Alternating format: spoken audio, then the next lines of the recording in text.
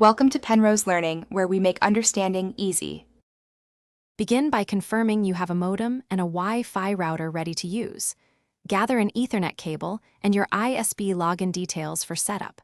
Power the modem first and wait 2 to 3 minutes for initialization. Next, plug the router into power and allow it to boot fully before proceeding. Connect an Ethernet cable from the modem LAN port to the router WAN port until it clicks into place. Keep lights stable before moving to configuration steps on your computer or phone.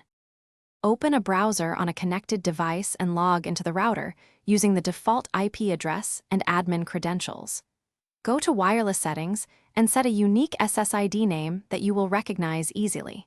Choose Security WPA2 or WPA3 and create a strong password with at least 12 characters and mixed characters. Enable both 2, 4 GHz and 5 GHz bands and pick channel settings or set to auto for best performance. Save and apply settings, then allow the router a minute to restart. Position the router in a central, elevated location about 3 to 5 feet above the floor for best coverage. Keep the device away from obstructions and appliances that can cause interference, like microwaves. Log into the admin panel and update router firmware to the latest version to improve stability and security. Enable a guest network for visitors and set a separate password to protect your main network. Test connectivity on multiple devices and run a speed test.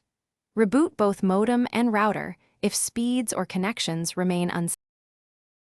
Thanks for watching. If this was helpful, leave a like and consider subscribing. See you next time.